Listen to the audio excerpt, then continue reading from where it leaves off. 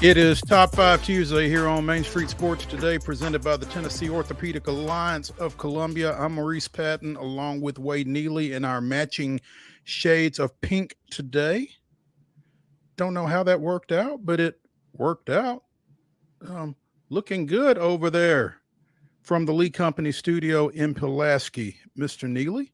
Likewise, my friend. Yeah, great minds think alike today.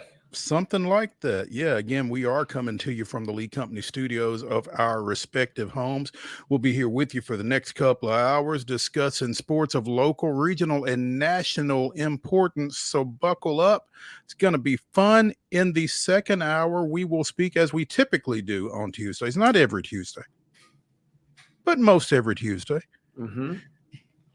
This Tuesday, we'll be checking in with the Blue Raider voice, Chip Walters, to talk about all things MTSU, what's going on campus, what has gone on campus over the last few days, and I'm sure he'll have some enlightening items to share with us. In our next segment, we're going to catch up with our buddy Scottie RODGERS from the Cotton Bowl, because we didn't make it out to Dallas last week for SEC MD 24, but going to check in with him and get his thoughts on how things went in the Big D as the Southeastern Conference went out there for their first media days, because they hadn't had a reason to before. So, but yeah, Scottie, a former employee of the conference, I'm sure we'll have some great insight into how things went and how it was received. And so looking forward to talking to him about that. Always fun talking to Scottie. We'll try to stay away from Braves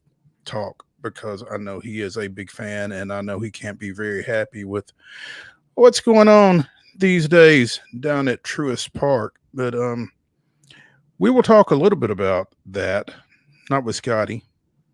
We'll talk a little Major League Baseball. We'll talk a little minor league baseball, and some NFL stuff, as preseason camp is right around the corner for a lot of folks, and some interesting tidbits out there to touch on.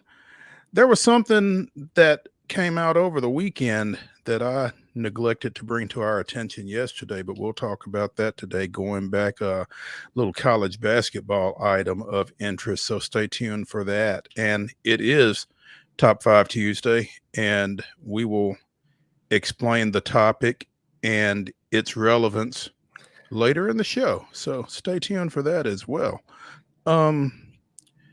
Wade, it's been a little wet here in Franklin, a little overcast. It seems to have kind of cleared off a little bit right now, but what's things looking like down in P-Town right now? Yeah, same script here. Classic summertime, right? It poured rain for about an hour, and then now the sun is out, and it's nice and steamy. A little free sauna for everybody here in Pulaski. There we go. Right? Always fun. Always fun. Yeah, well, fortunately, I've not been outside yet, so I don't know how steamy it is here, but it makes sense that it would be. So I got to run out as soon as the show gets over with, though, because in my other capacity as sports editor at Main Street Murray, I've got something I got to run and cover, so that should be fun. Again, good show coming up, and let's go ahead and dive into it, I guess, with yesterday's results and today's schedule on the rundown. This is the rundown.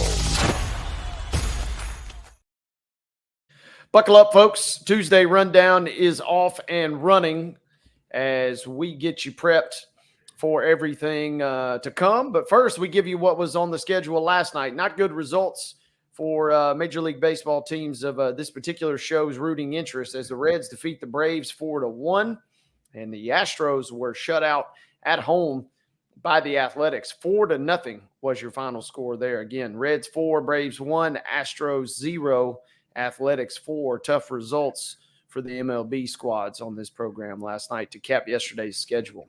Was that in Houston? I believe so. Was it? No, it's in Oakland. because Makes me feel like 1% better. Not a lot, but yeah, I suppose 1% better. There we go. Yeah. Both those series continue tonight. Cincinnati at Truist Park against the Braves. That's a 6:20 start on Valley Sports South is where you can see it. The Astros continue their series in Oakland. That is an 8:40 first pitch. You can see it on ESPN Plus. Also, down at First Horizon Park, the Sounds open a 6-game series against the Charlotte Knights. And if they are anything like their parent club, the Chicago White Sox, things should go well for the Sounds. We'll see how that one goes. Again, first pitch 6:35 down at First Horizon. That's the first of 6 down there this week between those two teams. So Tail Wagging Tuesday tonight. For $5, you can bring your pooch out to the park tonight. bring your pooch. Bring your pooch. Hopefully it'll stay dry for you and your pooch. Absolutely. That is your rundown.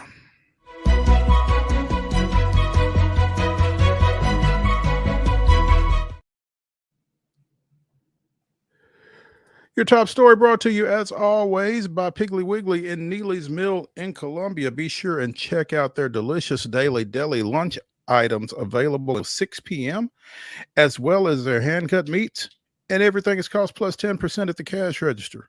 Piggly Wiggly, Neely's Mill, Columbia, bringing you our top story. Folks that weren't happy with the USA men's basketball team's 101-100 win over South Sudan probably won't be a whole lot happier with Team USA's 92-88 win yesterday over Germany. But that's what the final was, as LeBron scored Team USA's final 11 in that one. So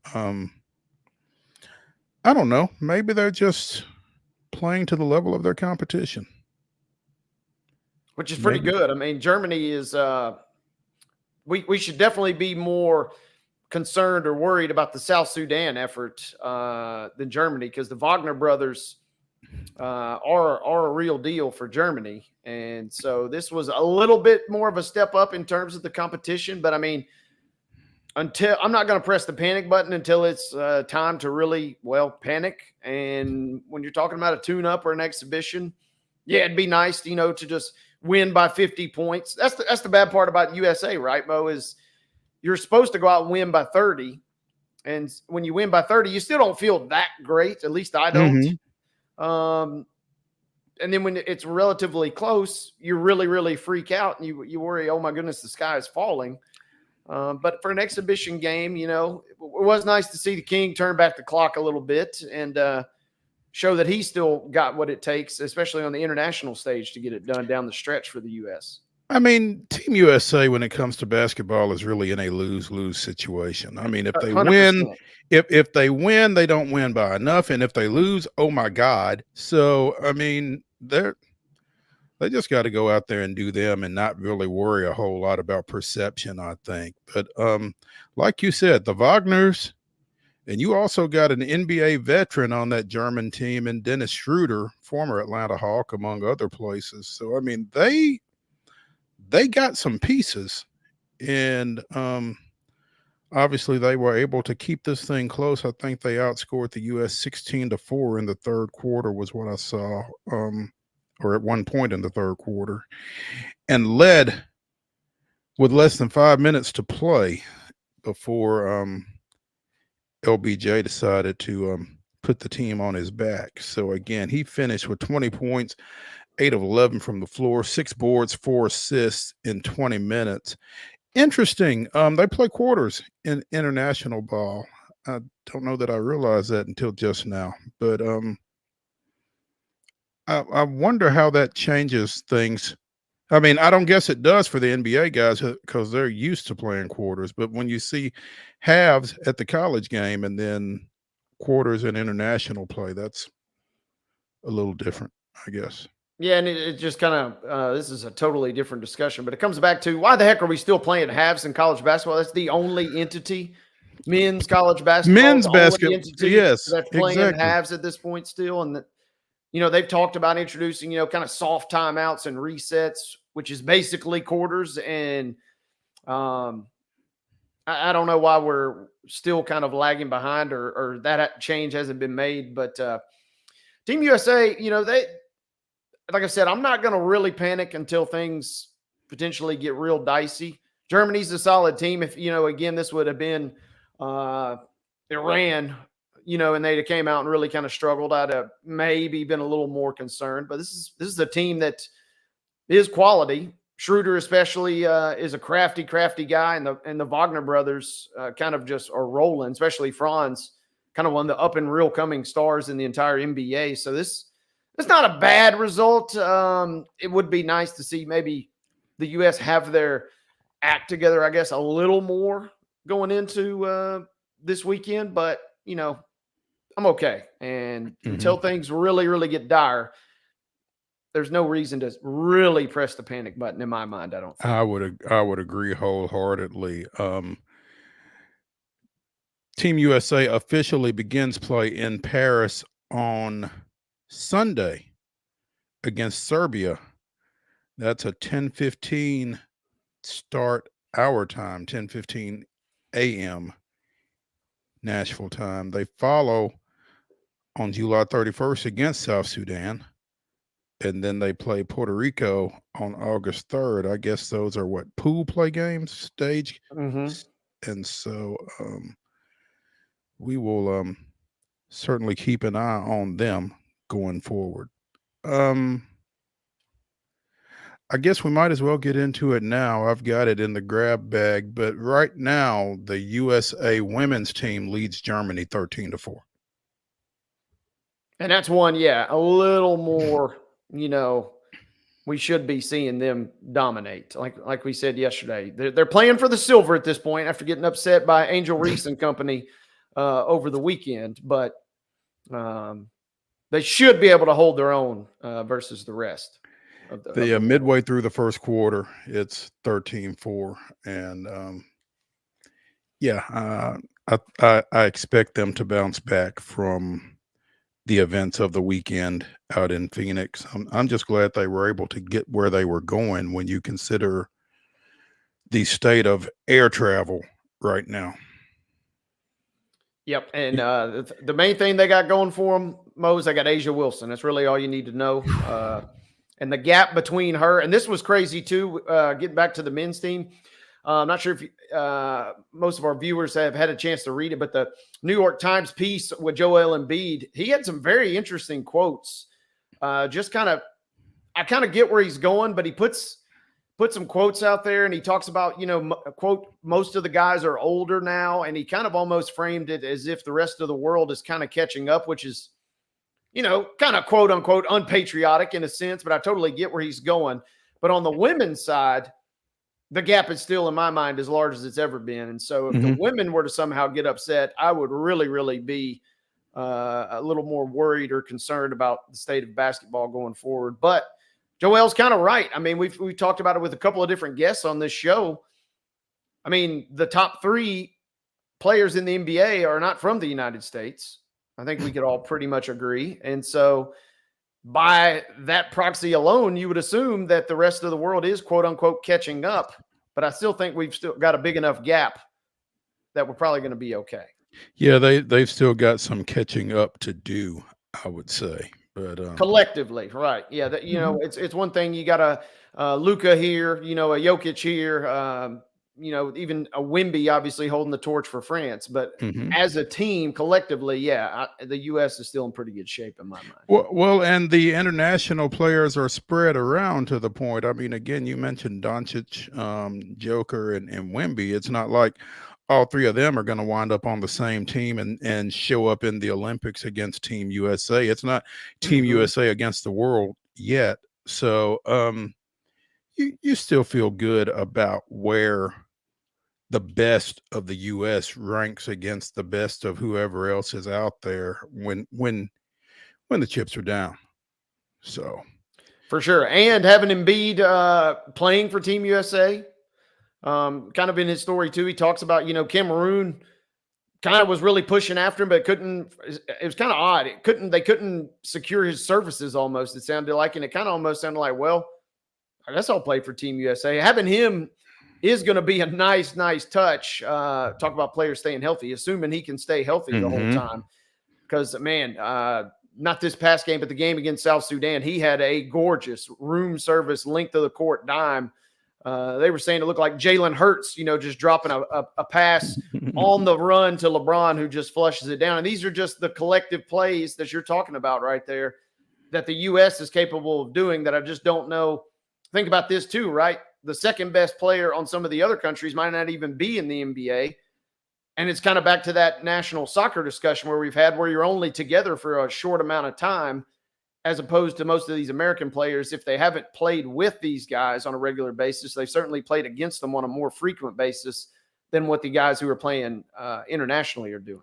And have a better feel for what they are capable of, even though they're not playing with them, like you said. To your point about Embiid, 15 points, 8 boards, 5 assists. It's nice to have. Yeah, you'll take that. And he's not necessarily your lead guy. So yeah, plenty of pieces on this Team USA team, and I feel like when they get pushed, they'll be more than capable of pushing back. So we'll see how that goes. 15-4 Team USA over Germany in women's play right now. 3 minutes to go in the fourth quarter. Probably shouldn't give you much more than that because we don't have the express written consent of anybody involved. So the only way we need to be updating is if things have gone drastically off the rails, kind of like with the men, it sounds like, right? Absolutely. Hey, let's take a break here from the Lee Company Studios on Main Street Sports Today, presented by the Tennessee Orthopedic Alliance of Columbia. When we return to the Lee Company, we will be set to visit with Scottie RODGERS of the Cotton Bowl game. Stay tuned after this break.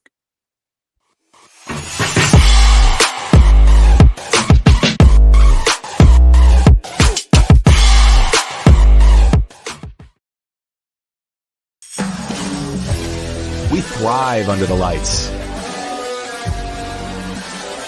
A city of performers, putting on one heck of a show. Headlining night after night. Welcome to Smashville.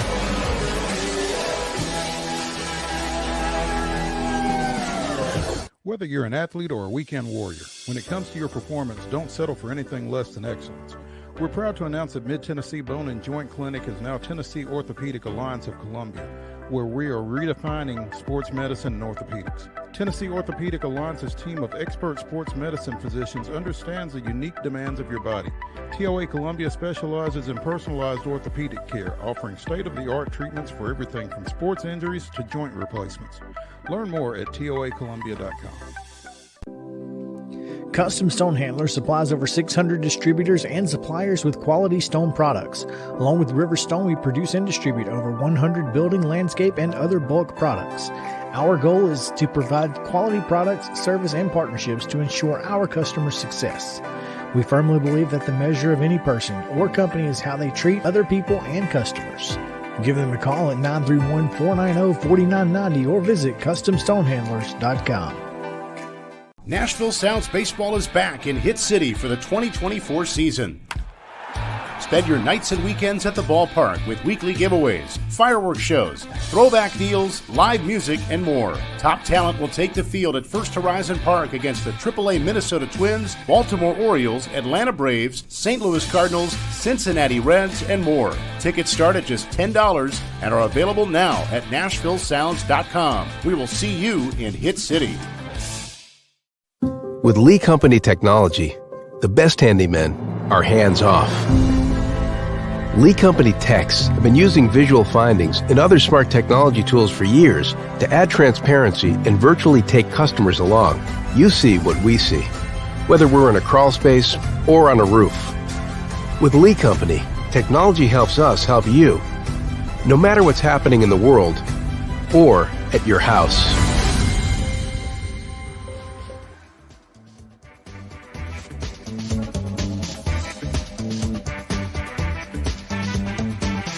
Maurice Patton, that's Wade Neely. We are Main Street Sports Today, presented by the Tennessee Orthopedic Alliance of Columbia, and this is Top 5 Tuesday, as we come to you from the Lee Company studios of our respective homes, and we are now joined, coming to you from, I believe, the Queen City, Charlotte, North Carolina.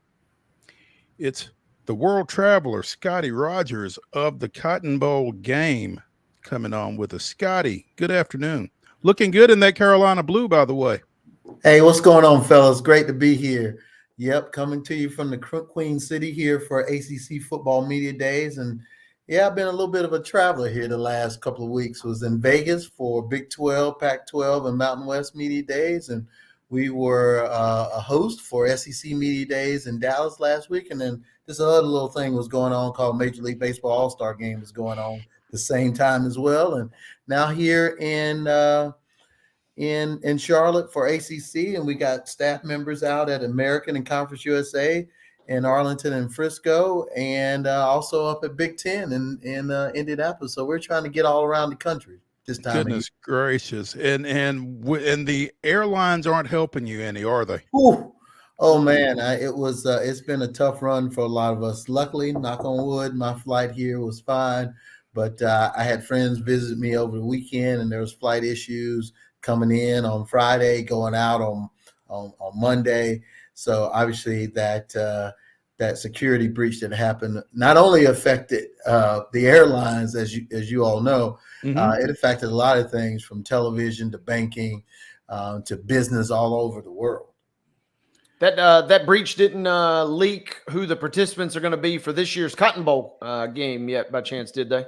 No, the interesting thing this year, with this new 12-team playoff, you got to earn your way in. You got to get there. So you got to win at least a game, and you might have to win two to get there this year. So we're excited about this upcoming year. A lot of conversation in the off season about what the new look of what our bowl experience is going to be. While there's going to be a lot of the same, there's going to be a lot of things that are different. But we're excited about that, frankly.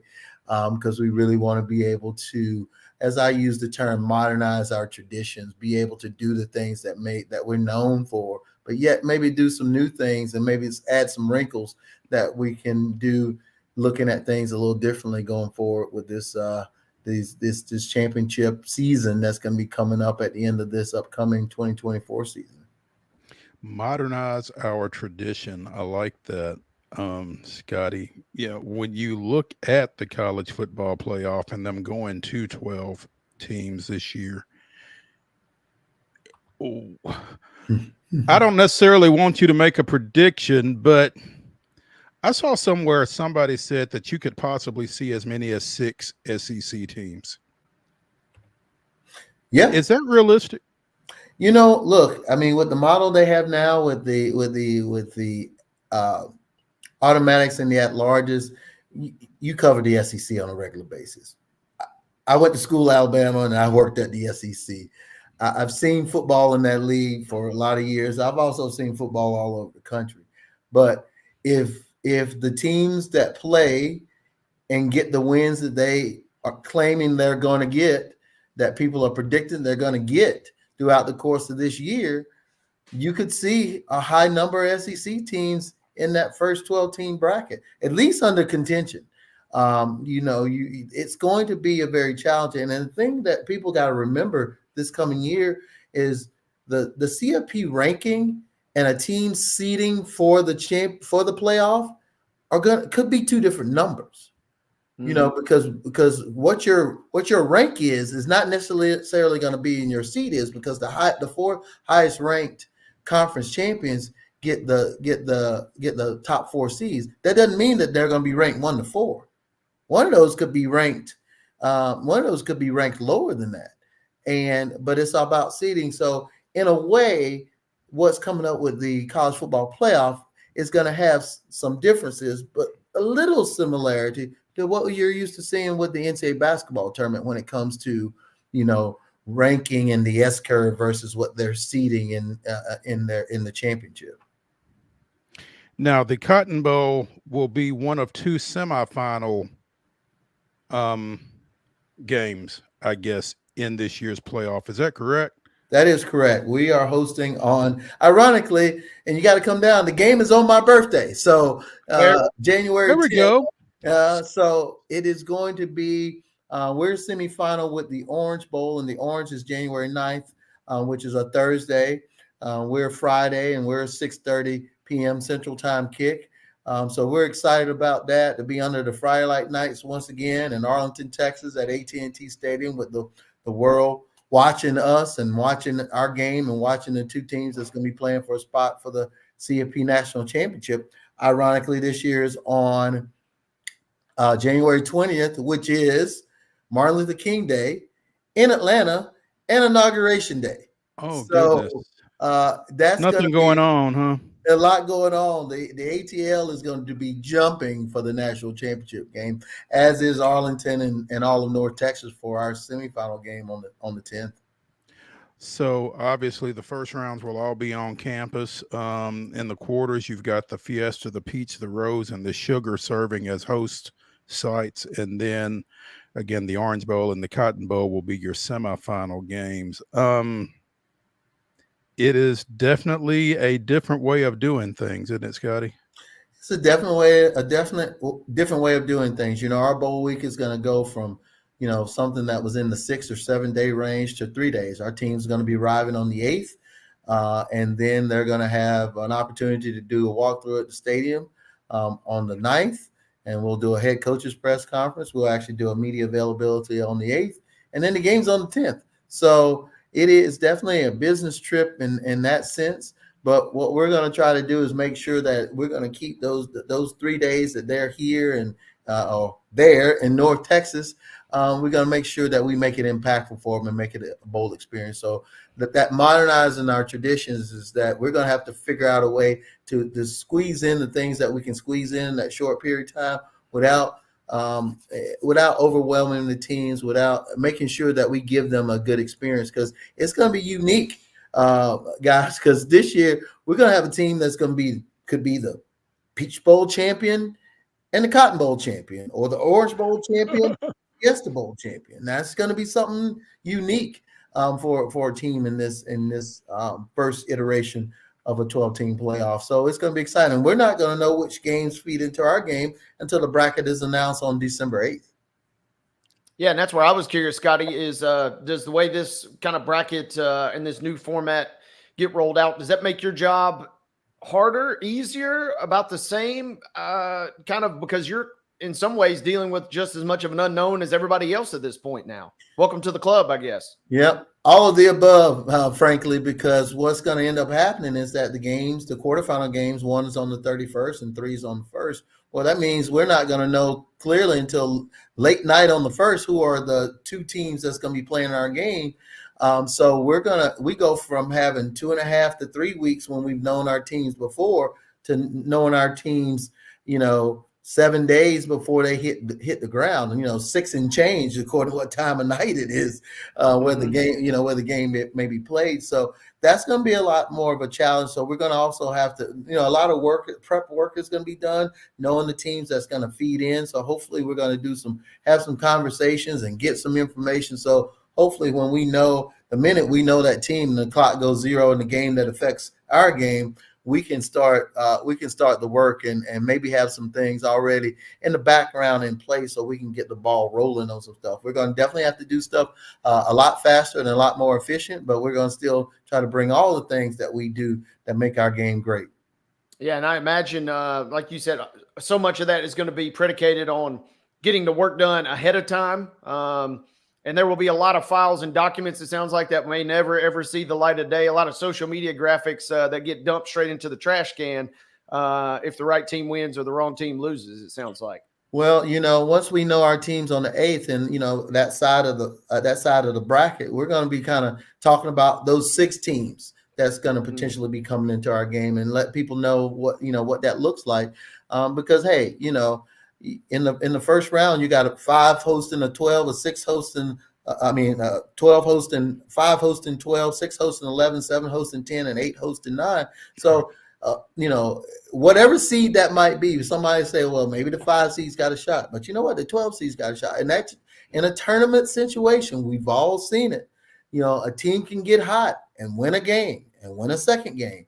And they may have a seed that you don't think that deserves to be in a semifinal national championship. But if they win the football games that they play that is put in front of them, then they're going to deserve to be where they go and how deep they go in this championship, in this playoff. It's definitely, we're just in a tournament atmosphere. And I think while different, I'm relying on my history in and around the NCAA tournament to think about how this may play out and some of the things operationally. While basketball and football are totally different in a lot of ways, but operationally from a sporting event side, there's a lot of things that you can glean from being around that tournament setting and understand week after week, advancing to the next round, and what does that look like? And it's going to be an experience for the teams. It's going to be a major experience for the media because people in your seats are going to be traveling to a conference championship game in early December after a long season, and then potentially go to a first round game,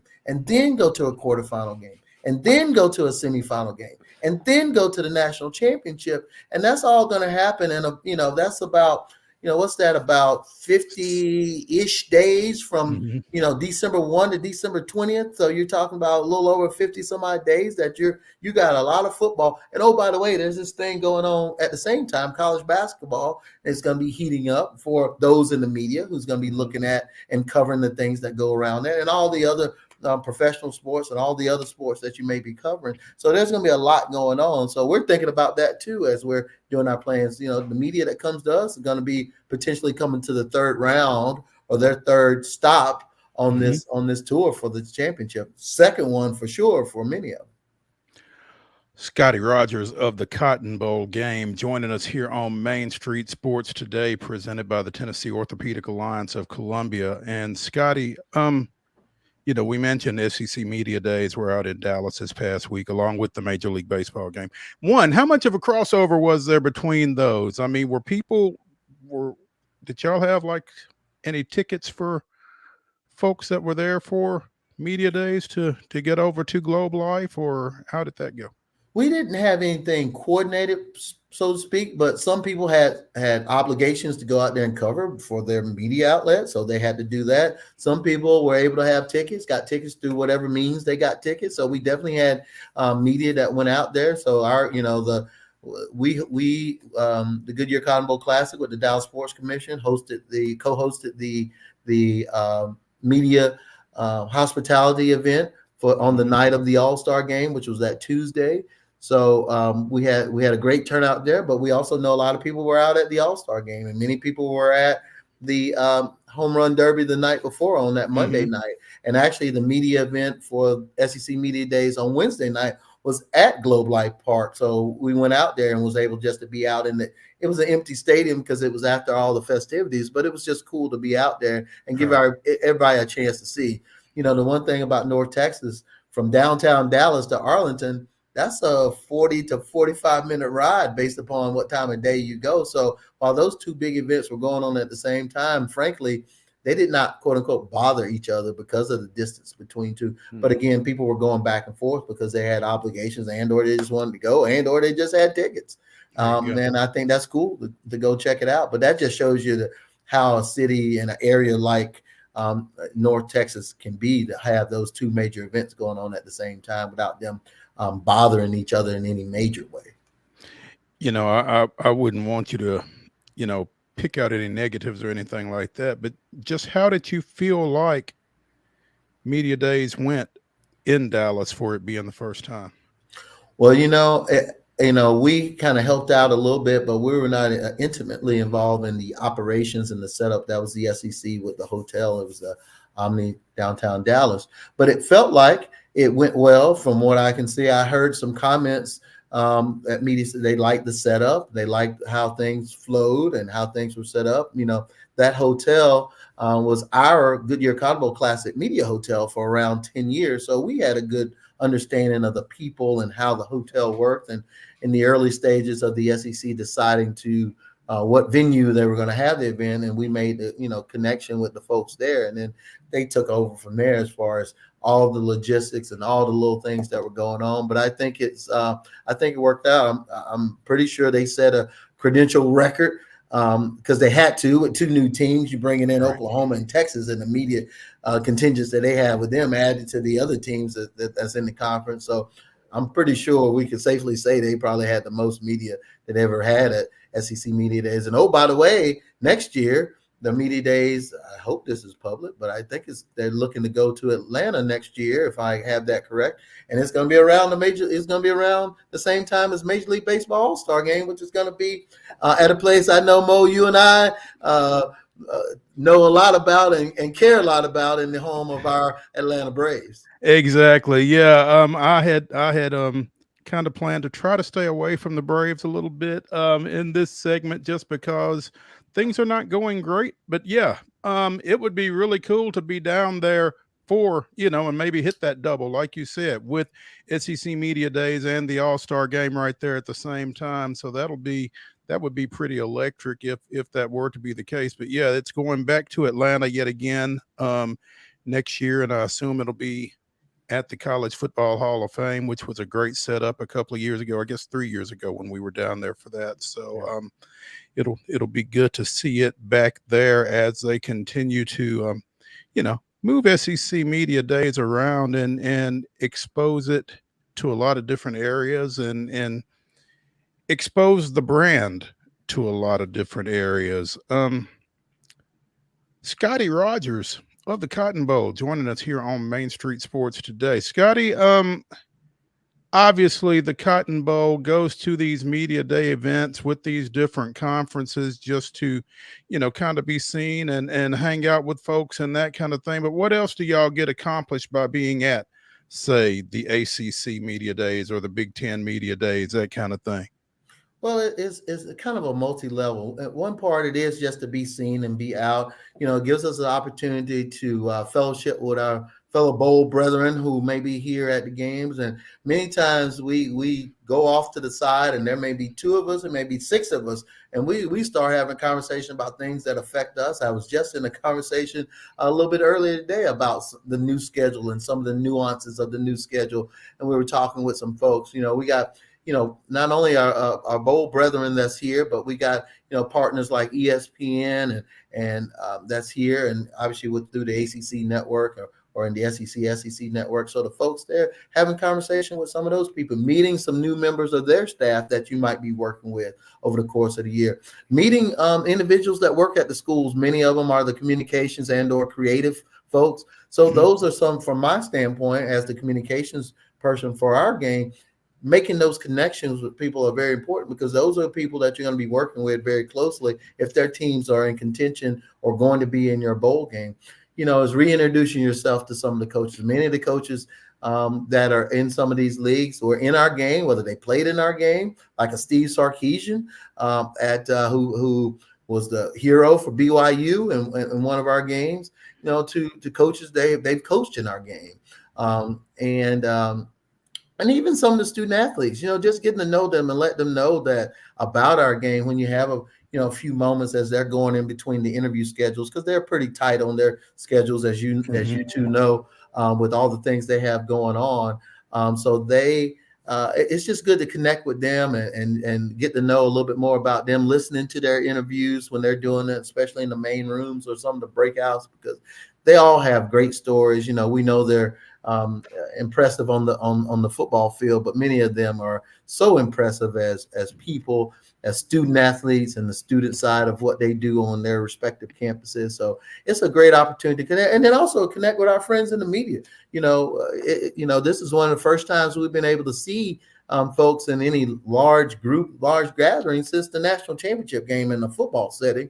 So that's been close to 6 months ago. So it's really important for us to connect with them, have some conversations, maybe do some interviews like this. It's really important for us to do that, because again, you used the word, Mo, brand. It's about getting the brand out, reminding people of the brand, because sometimes when college football is not going on, they think about college football, but they may not be thinking about the Goodyear Cotton Bowl Classic. So we want to make sure that we keep in top of mind folks when they think of college football. We want them to think about the Goodyear Cotton Bowl Classic.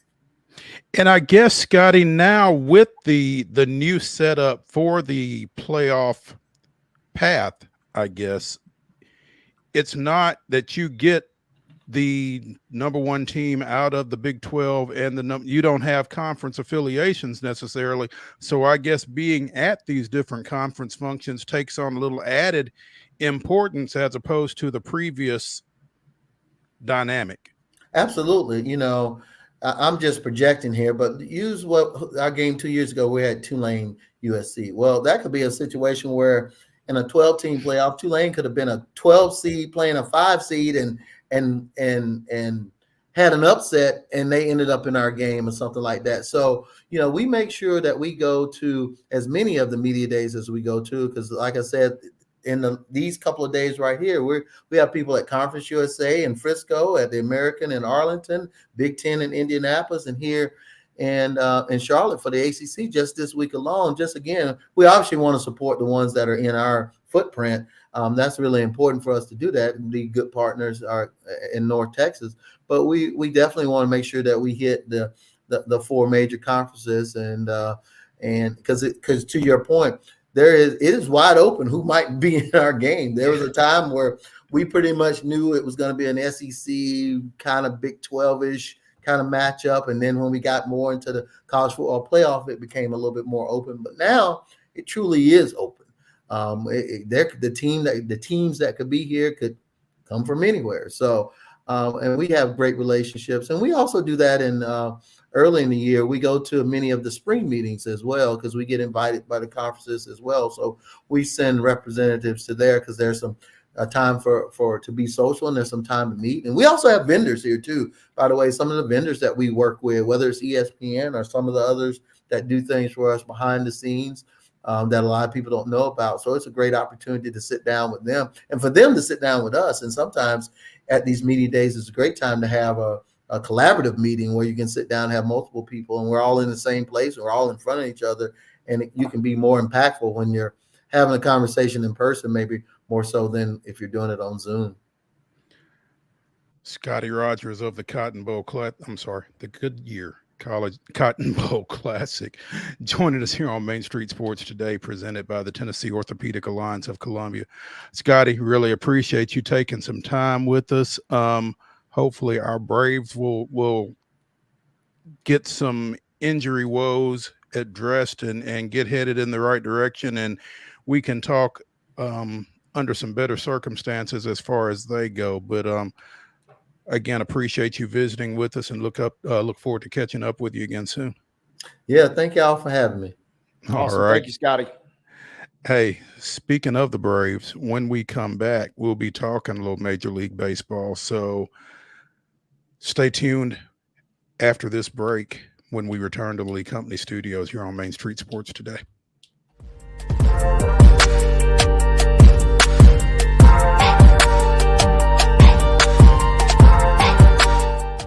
Nashville Sounds Baseball is back in Hit City for the 2024 season. Spend your nights and weekends at the ballpark with weekly giveaways, fireworks shows, throwback deals, live music, and more. Top talent will take the field at First Horizon Park against the AAA Minnesota Twins, Baltimore Orioles, Atlanta Braves, St. Louis Cardinals, Cincinnati Reds, and more. Tickets start at just $10 and are available now at NashvilleSounds.com. We will see you in Hit City. Whether you're an athlete or a weekend warrior, when it comes to your performance, don't settle for anything less than excellence. We're proud to announce that Mid-Tennessee Bone and Joint Clinic is now Tennessee Orthopedic Alliance of Columbia, where we are redefining sports medicine and orthopedics. Tennessee Orthopedic Alliance's team of expert sports medicine physicians understands the unique demands of your body. TOA Columbia specializes in personalized orthopedic care, offering state-of-the-art treatments for everything from sports injuries to joint replacements. Learn more at toacolumbia.com. With Lee Company technology, the best handymen are hands-off. Lee Company techs have been using visual findings and other smart technology tools for years to add transparency and virtually take customers along. You see what we see, whether we're in a crawl space or on a roof. With Lee Company, technology helps us help you, no matter what's happening in the world or at your house.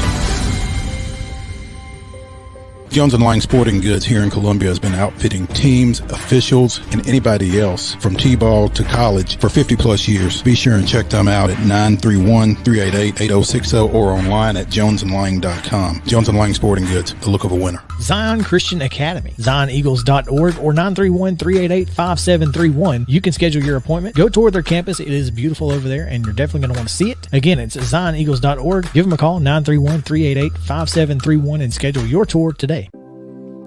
Custom Stone Handler supplies over 600 distributors and suppliers with quality stone products. Along with River Stone, we produce and distribute over 100 building, landscape, and other bulk products. Our goal is to provide quality products, service, and partnerships to ensure our customers' success. We firmly believe that the measure of any person or company is how they treat other people and customers. Give them a call at 931-490-4990 or visit CustomStonehandlers.com. Piggly Wiggly, located in Neely's Mill Shopping Center, is Columbia's locally owned and operated Cost Plus 10 grocery store dedicated to serving the community with low prices and smiling faces. Piggly Wiggly offers fresh, hand-cut meats daily as well as daily hot plate lunches from their deli counter. You're certain to see smiling faces and a helping hand when you're here at Piggly Wiggly. Come by and check out our fresh produce, high-quality meats, and more. Down home, down the street, we'll see you at the Pig.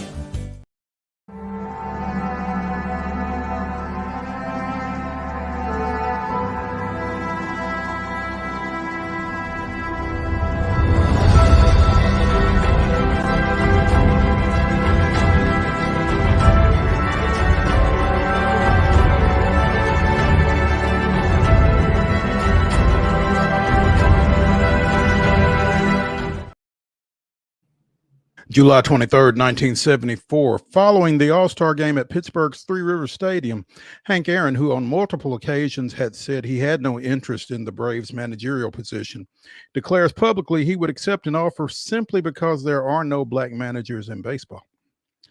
The following day, it was announced that the Braves would replace Eddie Matthews, fired just before the All-Star break, with Clyde King. That was this day in Braves history. A little awkward for some folks to deal with when the all-time home run leader at that point says, yeah, I'd manage the team. And then they go in another direction. So interesting times in Atlanta, I would imagine, right after that. So yeah, that certainly seems like an awkward just from a stardom standpoint, if at its very basic level, right? Odd situation. Then a lot more components that go into it than that. So yeah, very, very interesting timing back in was it 74? We said 50 years ago. Yeah. Braves fall to Cincinnati, as we mentioned in the rundown, 4-1. Their third straight loss. Unsuccessful debut for rookie second baseman Nacho Alvarez, going 0 for 4 at the plate as the Braves managed just 3 hits against Hunter Green and the Cincinnati bullpen. Marcell Ozuna with a couple of those, Orlando Arcia with the other late, but just never could get anything going. And adding injury to insult, Whit Merrifield, we mentioned that he was signed as a free agent yesterday. Well, he's working out with the team prior to the game, takes a ball off of his finger. Oh. Yeah. Fortunately, no breaks, no fractures. He's just day to day with that. But, the hits just keep coming for Atlanta. Oh, and congratulations to Austin Riley and his wife, who they had, I think, their second child last night. He had to leave the game. He is currently on paternity leave. So the Braves will be without him for today's matchup between a starter to be announced for Cincinnati and Chris Sale, who is 13-3 with a 2.70 ERA. So good news is no Hunter Green today. That is the good news. No Hunter Green today. It is Nick Martinez, 3-5 with a 3.88 ERA, toeing the rubber for the Reds in this one tonight. But, I'm sure Hunter Green had a lot to do with the 3-hit performance for Atlanta, but the offense has really been struggling here over the last little bit. What they scored? They scored 3, 8. They scored 10 runs in 3 games against St. Louis over the weekend, and 5 of those came in a loss. So it's tough, but it is what it is, and it's kind of ad nauseum. I just hate it for all the MTSU folks that went down there last night for MTSU Alumni Night. We'll check in the next segment to see if Chip made that trip or not. But, MTSU Alumni Night, I guess they figured it was close enough that you could do it on a weeknight, but it was also a big alumni night.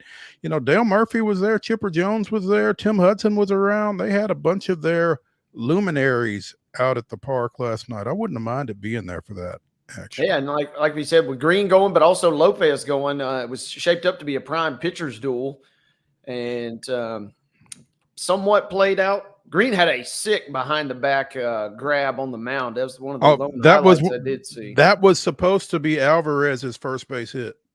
And he just nonchalantly reached behind his back in his follow through, gloved it and tossed it over to first. Yeah, and that was I think Alvarez hit one down the third baseline that their third baseman made a play on later. But Cincinnati got on the board, as you might expect. Ellie De La Cruz with a triple in the first inning, and then scored on a single. That kid's something.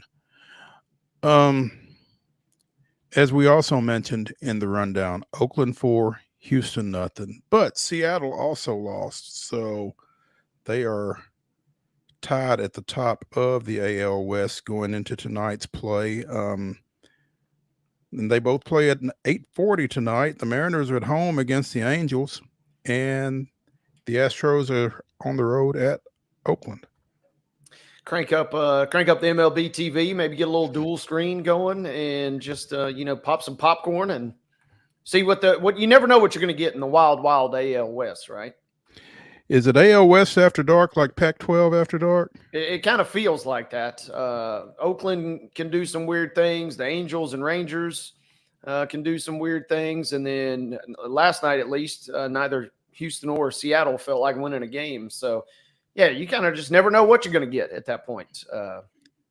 And so thought it would be nice, obviously, to have seen Houston just put the hammer down and start the series off on a good note, but that was not to be. They got blanked on the road. Speaking of the Angels, Mike Trout will begin a rehab assignment with Salt Lake City tonight after tearing the meniscus in his left knee in late April and undergoing surgery in early May. He took batting practice at their Arizona facility over the weekend, and man, this is a guy. Wade, is Mike Trout going to miss the Hall of Fame because of injuries? I wouldn't think so, but ma'am, I mean, we're getting pretty dang close, right? I mean, and he just has not taken hold with the mainstream. For as talented and as just crazy insane as he is, we're another big stretch of him missing that. Yeah, you could certainly maybe make the case at that point. I'm trying to pull up his career stats here real quick. What would be interesting too is what the collection of writers, what do they value at the time that he potentially becomes eligible.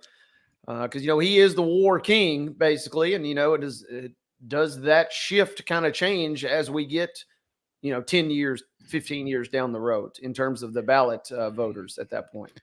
He played 134 games in 2019.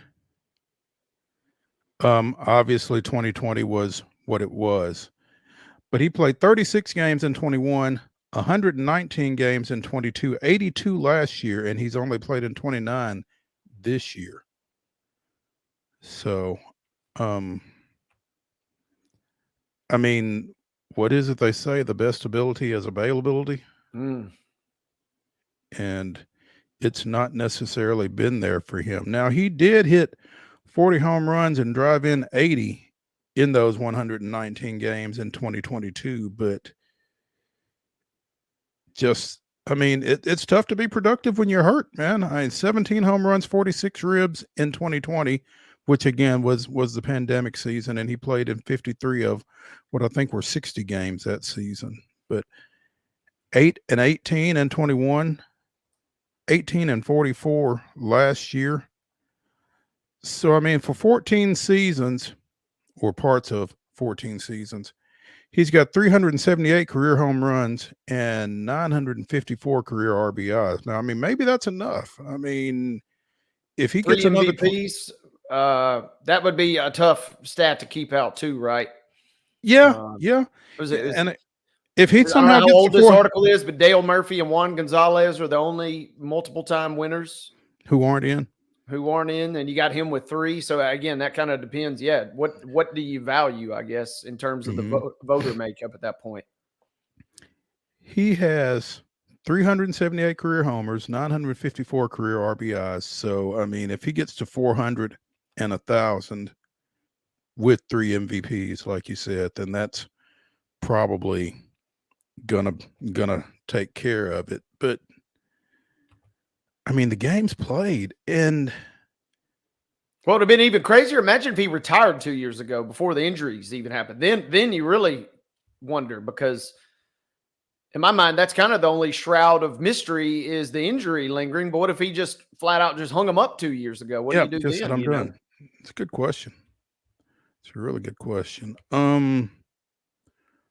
We talked a little bit about Tarek Skubal yesterday and him possibly being on the trading block with the Tigers. Article on CBS Sports kind of has Atlanta, the Padres, the Yankees, the Orioles, and the Dodgers as his most likely landing spots. And again, as I mentioned yesterday, I'm not necessarily sure that the Braves can come up with an attractive enough package to send to Detroit for a guy who you would have control of for both the 25 and the 26 seasons if you got him.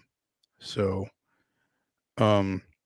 you That's always the cool thing feel with like him is, it's not a rental factor, right? no, not at all, not at all. You're going to get him for this stretch run, but you're also going to get him for another 2 years after that. You've got contractual. You've got him through the 26th season. The Yankees seem like they are always involved in this type of deal, so it'll be interesting to see what they're able to come up with. Obviously, the Dodgers, we talked about their injury-riddled pitching staff, and they may be motivated to go out and make a move. And I guess if the Yankees are interested, then Baltimore pretty much has to be interested, right? Yeah, that will be fascinating if one of those two teams kind of tips their hand, just to see if the ante kind of gets upped at that point. And Crochet, it seems like, could be on the block too. Kind of interesting. Same deal with Crochet as with Skubal, is depending on which article you're reading or who you're kind of reading. The best move for either of those teams may be to hang on to who they've got because of the contract situation. So everybody is kind of lining up to potentially trade for these guys. But in a weird way, ironically, especially weird with both of them being in the AL Central, the best move perhaps could be not to deal them. And particularly, if you're Detroit in particular, I don't know that either of those teams is necessarily going to do anything this year, but Detroit has got some sneaky good young talent, including Justin Henry Malloy, who they got from Atlanta in the Joe Jimenez trade, not this past offseason, but the offseason before, who is really starting to crush, as Brady McAtamney, former Main Street Clarksville sports writer, reminded me in an IM last night. So, Detroit may not be that far off, particularly in the AL Central. So their best moves, sometimes the best trades are the ones you don't make.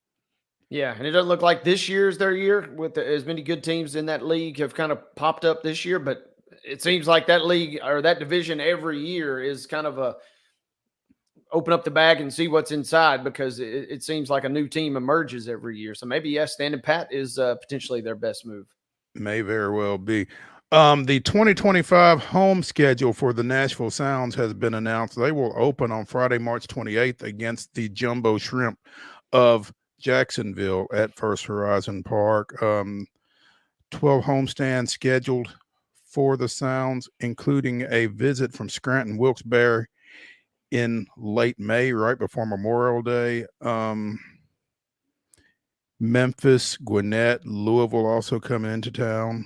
Durham, Norfolk, Iowa, Indianapolis, and Charlotte, pretty much the usual suspects, other than the Rail Riders, who are the Yankees AAA affiliate. It'll be the first time that a Yankees AAA affiliate has played in Nashville since 1991, when the Columbus Clippers came, when the Sounds were members of the American Association. So visit NashvilleSounds.com for more info on that. Our number one of Top 5 Tuesday here on Main Street Sports Today has come to a close. We will take a break from the Lee Company studios. When we come back, we will be joined by the Blue Raider voice, Chip Walters. Stay with us.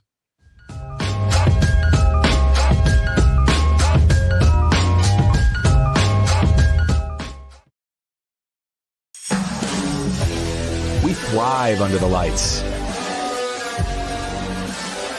A city of performers,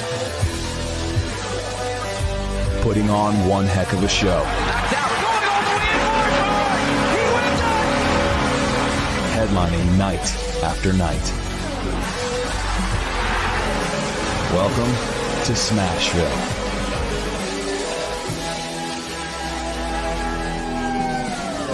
Whether you're an athlete or a weekend warrior, when it comes to your performance, don't settle for anything less than excellence. We're proud to announce that Mid-Tennessee Bone and Joint Clinic is now Tennessee Orthopedic Alliance of Columbia, where we are redefining sports medicine and orthopedics. Tennessee Orthopedic Alliance's team of expert sports medicine physicians understands the unique demands of your body. TOA Columbia specializes in personalized orthopedic care, offering state-of-the-art treatments for everything from sports injuries to joint replacements. Learn more at toacolumbia.com. With Lee Company technology, the best handymen are hands-off. Lee Company techs have been using visual findings and other smart technology tools for years to add transparency and virtually take customers along. You see what we see, whether we're in a crawl space or on a roof. With Lee Company, technology helps us help you, no matter what's happening in the world or at your house. Jones & Lang Sporting Goods here in Columbia has been outfitting teams, officials, and anybody else from T-ball to college for 50 plus years. Be sure and check them out at 931-388-8060 or online at jonesandlang.com. Jones & Lang Sporting Goods, the look of a winner. Zion Christian Academy, zioneagles.org or 931-388-5731. You can schedule your appointment. Go tour their campus. It is beautiful over there, and you're definitely going to want to see it. Again, it's zioneagles.org. Give them a call, 931-388-5731, and schedule your tour today. Piggly Wiggly, located in Neely's Mill Shopping Center, is Columbia's locally owned and operated Cost Plus 10 grocery store dedicated to serving the community with low prices and smiling faces. Piggly Wiggly offers fresh, hand-cut meats daily, as well as daily hot plate lunches from their deli counter. You're certain to see smiling faces and a helping hand when you're here at Piggly Wiggly. Come by and check out our fresh produce, high-quality meats, and more. Down home, down the street, we'll see you at the Pig. Nashville Sounds Baseball is back in Hit City for the 2024 season. Spend your nights and weekends at the ballpark with weekly giveaways, fireworks shows, throwback deals, live music, and more. Top talent will take the field at First Horizon Park against the AAA Minnesota Twins, Baltimore Orioles, Atlanta Braves, St. Louis Cardinals, Cincinnati Reds, and more. Tickets start at just $10 and are available now at NashvilleSounds.com. We will see you in Hit City.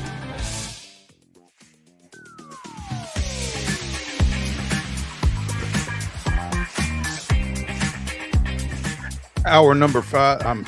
No. Hour number 2. Easy. Yeah.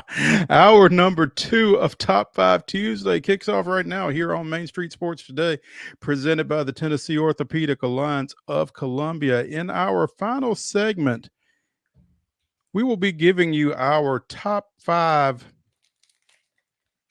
places, events to propose marriage. And the reason we are doing that is because one of us on the show, and it's not me, popped the question over the weekend. And we're going to talk a little bit more about that right now, I guess, with the Blue Raider voice, Chip Walters, because it was not me. It was not you. It was not me. And so by process of elimination, but it did take place on your campus. It did on all of our collective campus. Exactly. And I'm guessing that was over in the quad in front of the library. Is that right? Did you step on the seal when you popped the question or not? No, we didn't propose on the seal, just in front of the BAS, kind of in the quad right there. But it was interesting because arrived with my really good friend and photographer, Mr. Guy Schaefer, and we're scouting out places. And there was already a group assembled on the seal to shoot either senior photos or somebody that's committed to MTSU. There was already a photo shoot kind of already underway when we got there. So Friday night was as long as you're shooting. yeah, it was a happening spot, man. So we basically got to tap into their tips and tricks as far as the lighting and the angles and stuff. And so we had a big time right there on the quad on a Friday night at MTSU. Oh yeah, for the quad, any of the new entrances that have the big brick entrances on the football field are all hot spots for. Oh, there it is. Love is in the air. And all those are good spots for graduation photos, all kinds of stuff like that. So congratulations. And I hope that you did not get a parking ticket. Did not get a parking ticket. And the good news is a friend of the show and MTSU library employee, Clay Trainum, he was giving me some insight. He said the library is closed. And I said, that's actually a good thing because I don't do so well with heights, and the fourth floor of the library is kind of an inside between the two of us place that I don't really like to visit unless I'm enclosed. So the fact that the library was shut off, we didn't have to. She said, "Your palms are sweaty. Have you already been in the library?" And I said, "No, it was closed." But I do have something to ask you. But yeah, we had a big time. And then Chip, as you know, MTSU's always got stuff going on. And 5 minutes after the whole photo shoot had finished, here comes a string of 250 to 300 volleyball campers leaving the rec center. And so we said, phew, thank goodness we avoided all that. And then our photographer decided it would be a great idea to just have them join in on the photos. So we had Central Magnet, Friendship Christian, and a few other schools kind of join in and shoot some fun video. So we got some good B-roll. We had about 200 well-wishers before things even really got out of the bag on social this weekend. And nobody else has that, I bet you. So congratulations. Well, thank you. And it's just the magic in the air of MTSU is really, and we met on campus. And so decided to pop the question on campus. Well, this being a sports show, oh, look, there's the video, but being a sports show today, we can certainly say that Mr. Neely has definitely outkicked his coverage. His coverage, without question. Yeah. And anybody that's willing to put up with 200 volleyballers like that, that's definitely a plus. So you done good, Wade. Mary Austin, not so sure. But yeah, her judgment is in question a little bit, and so between Chip and Joe Dubin, I really was getting it from the Blue Raider voices, as it were, on social yesterday for sure. Has there been a date set, and why won't it be in the fall? Well, we're looking at the fall, a couple different locations, and I didn't want to put Chip on the spot, but I mean, homecoming, halftime versus Duke.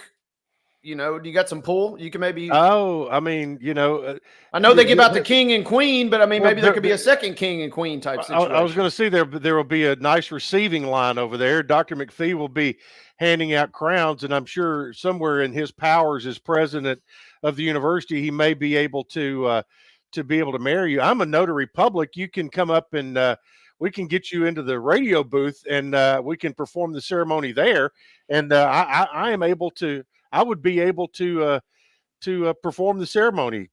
for you. I mean, you Right, know, right there in the press box. yeah, we'd I love like to that. do. We'd like to keep things, perfectly in the Blue Raider house. You know, so There you go. We shall see. But yeah, thank you for that.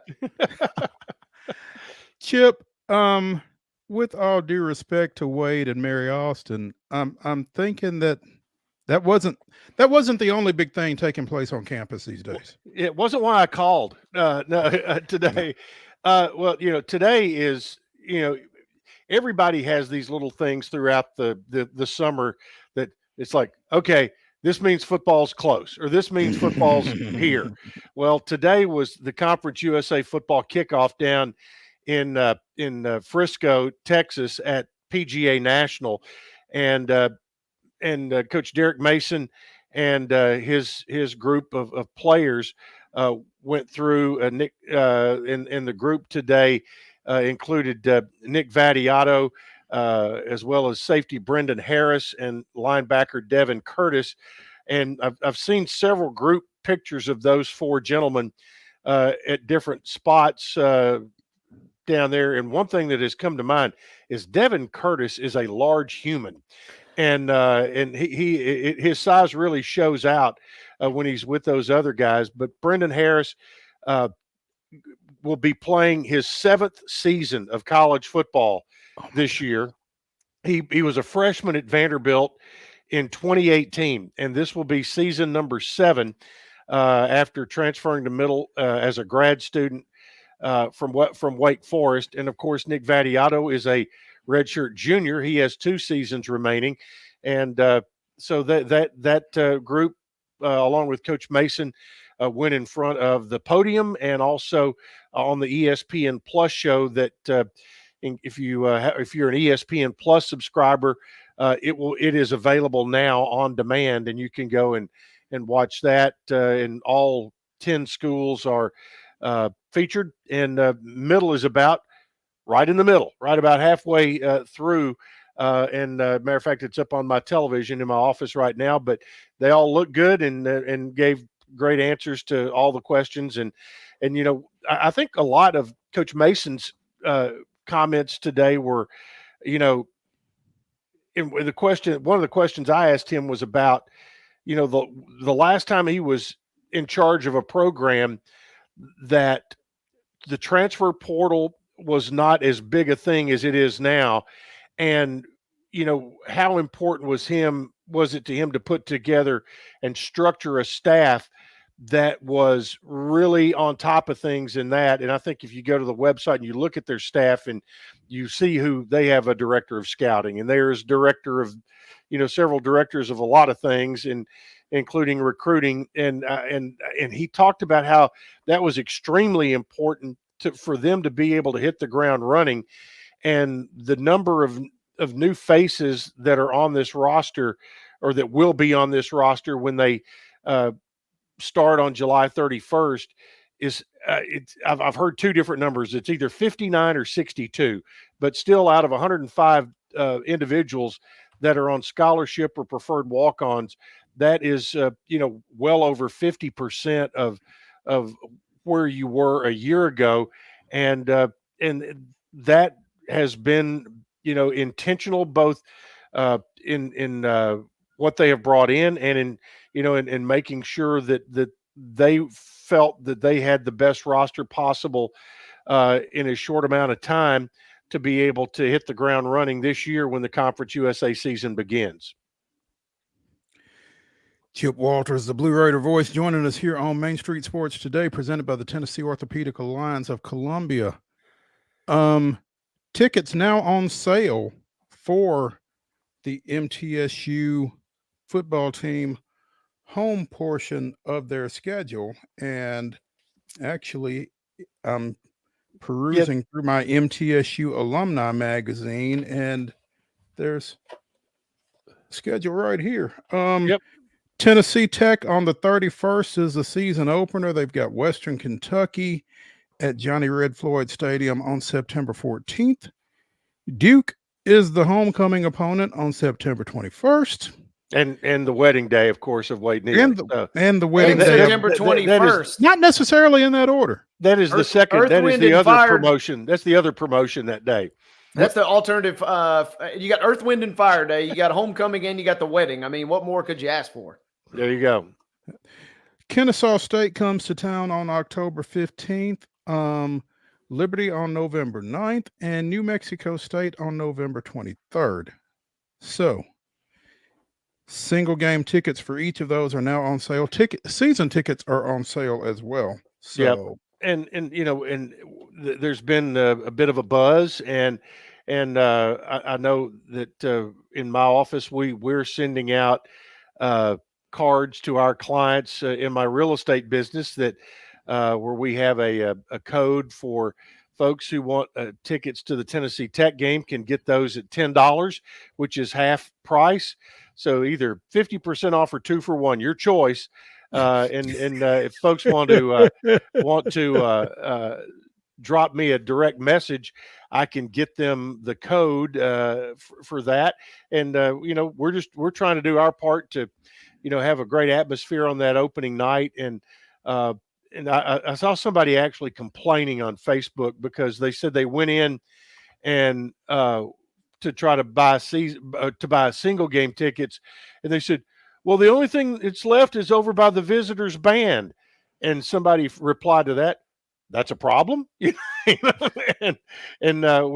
Which hopefully that means that there have been some group sales, season ticket sales, all in those areas, because the stadium is going to have a different look this year because of the Student Athlete Performance Center. A lot of this in the absolute north end of the stadium, the upper deck is gone, and all of the open air suites in that north end are gone.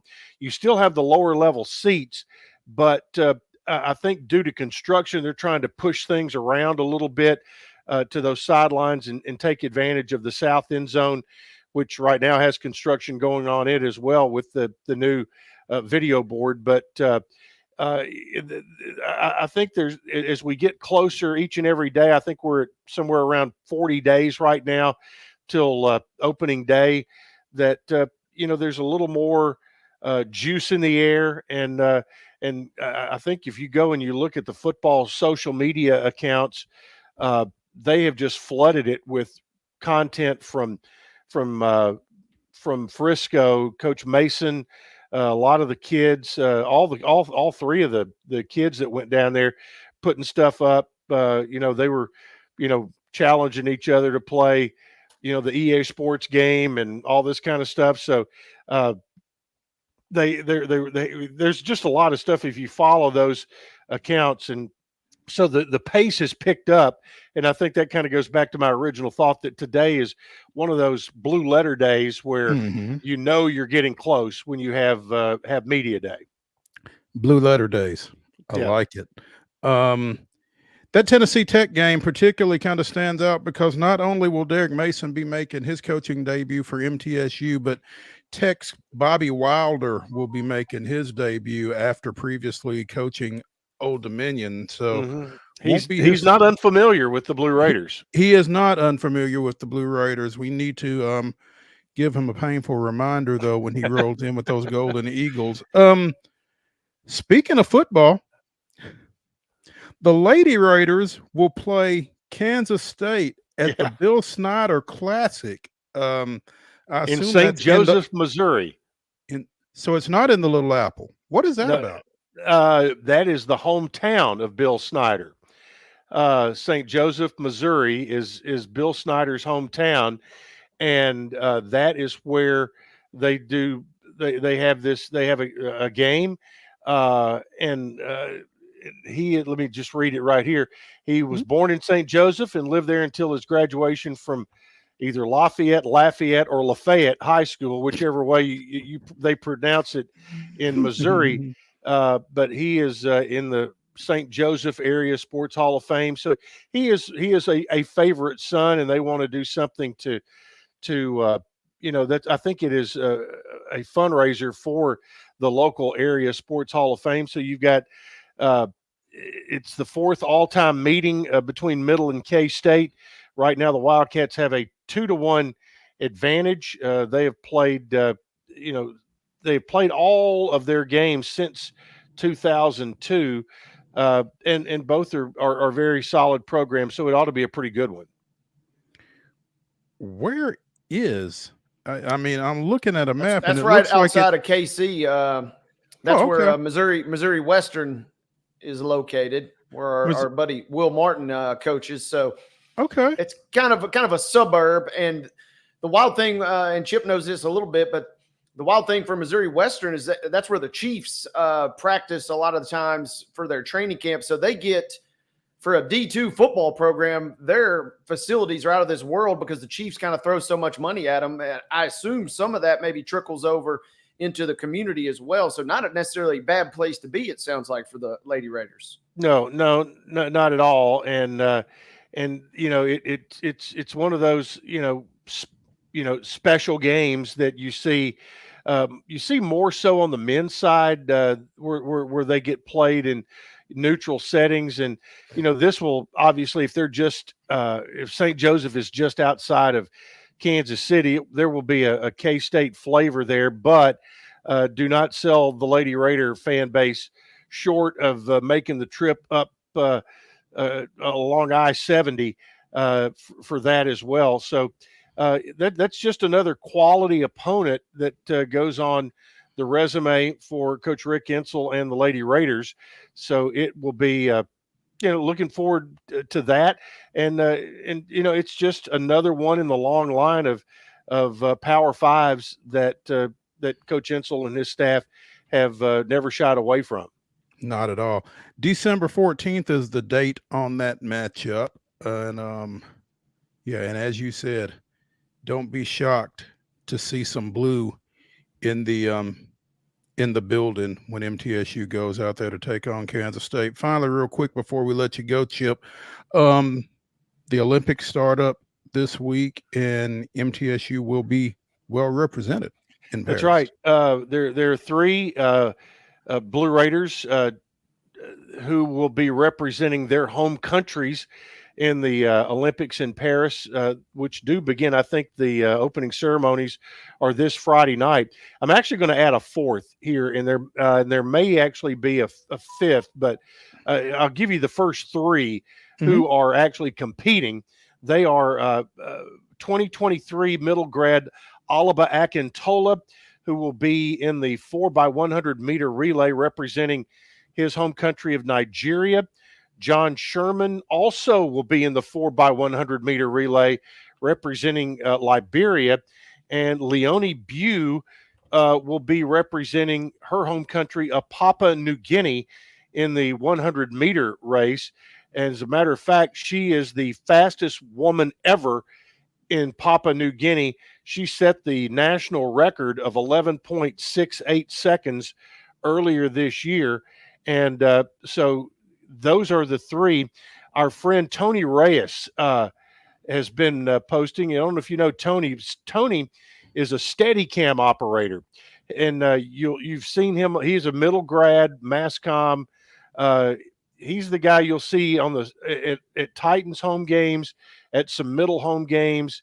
He last year he worked Notre Dame football every home game for NBC, and now he is going to be a Steadicam operator for NBC in Paris, and he's already there, unpacked all of his gear. So he's a good friend of Blue Raider Athletics, and want to wish him all the best.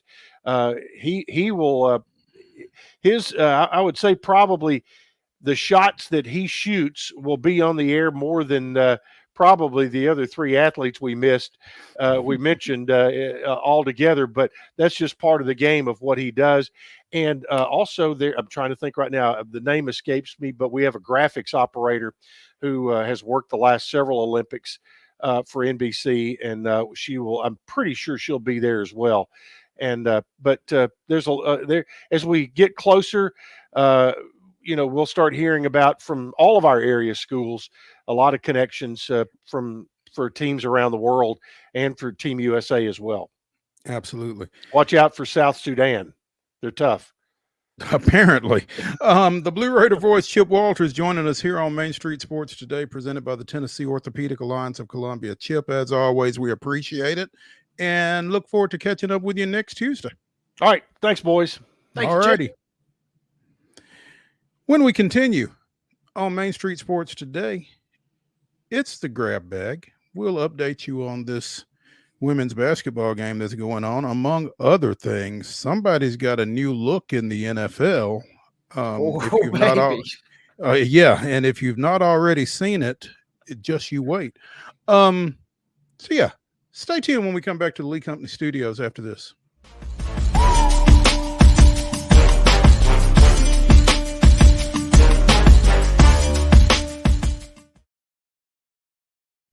With Lee Company technology, the best handymen are hands-off. Lee Company techs have been using visual findings and other smart technology tools for years to add transparency and virtually take customers along. You see what we see, whether we're in a crawl space or on a roof. With Lee Company, technology helps us help you, no matter what's happening in the world or at your house. Piggly Wiggly, located in Neely's Mill Shopping Center, is Columbia's locally owned and operated Cost Plus 10 grocery store dedicated to serving the community with low prices and smiling faces. Piggly Wiggly offers fresh, hand-cut meats daily as well as daily hot plate lunches from their deli counter. You're certain to see smiling faces and a helping hand when you're here at Piggly Wiggly. Come by and check out our fresh produce, high-quality meats, and more. Down home, down the street, we'll see you at the Pig. Whether you're an athlete or a weekend warrior, when it comes to your performance, don't settle for anything less than excellence. We're proud to announce that Mid-Tennessee Bone and Joint Clinic is now Tennessee Orthopedic Alliance of Columbia, where we are redefining sports medicine and orthopedics. Tennessee Orthopedic Alliance's team of expert sports medicine physicians understands the unique demands of your body. TOA Columbia specializes in personalized orthopedic care, offering state-of-the-art treatments for everything from sports injuries to joint replacements. Learn more at toacolumbia.com. Custom Stone Handler supplies over 600 distributors and suppliers with quality stone products. Along with River Stone, we produce and distribute over 100 building, landscape, and other bulk products. Our goal is to provide quality products, service, and partnerships to ensure our customers' success. We firmly believe that the measure of any person or company is how they treat other people and customers. Give them a call at 931-490-4990 or visit CustomStonehandlers.com.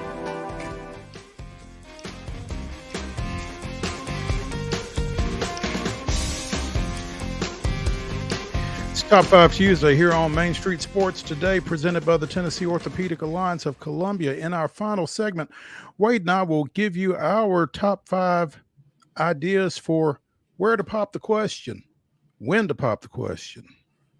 And I'm interested to see where Wade's site of actually popping the question ranks. So stay tuned for the final segment. Right now, it's the grab bag.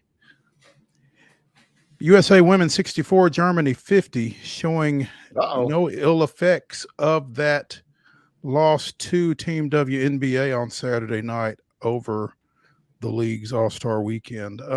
Germany, a game bunch. They just went up 17, though. They just knocked down another 3. So as long as they're not giving up 100, you're okay, right?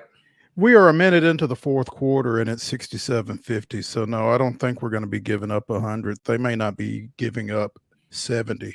So, I think they're in good shape. Yeah, I think I chalk it up still to a little bit. I mean, it was a fun test, but I mean, it kind of still was an exhibition game. I mean, in the truest sense of the word. And it just might have been a situation where Team USA wasn't necessarily ready for the WNBA's motivation. I mean, you've got one player that everybody feels like should have been on the team. You've got another player who was good enough to be on the team and chose not to go through the process. I mean, there was a lot going on there. And so and one player that was so good she didn't even have to score till the second half. I mean, right. We talked about Ogunbowale on the show with 34 yesterday. I mean, all in the second half. Man. Yeah. That's strong. Again, NFL preseason camps opening here over the next few days, and up in New England, things are interesting for first-year coach and former University of Tennessee linebacker Gerard. According to this article on CBSSports.com, it's clear that Jacoby Brissett has the edge over first rounder Drake May, and the veteran erstwhile backup is considered to be the guy for their season opener under center. I think it's clear Jacoby is the most pro-ready guy we have, which, you know, after taking May, number 3 overall? Mm-hmm. Yep. They're not just ready to hand him the keys just yet. And I will tell you this. I'm glad that Jacoby Brissett is getting an honest, straightforward shot at being QB1, because I felt like he should have been in a couple of other situations and wasn't. And this guy is good enough to play in and win in the National Football League if folks commit to him, I think. And, you know, obviously he's keeping the seat warm until Drake May is ready.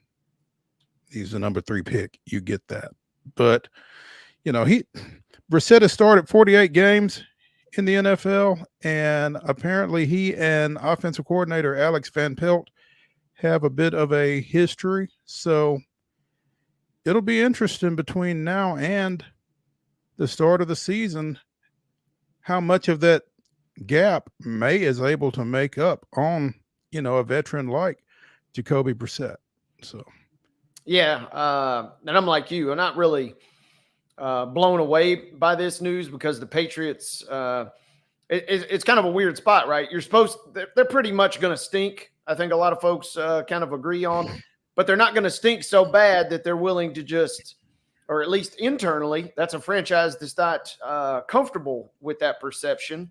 right. And so they're doing what gives them the best shot to come out and win games early.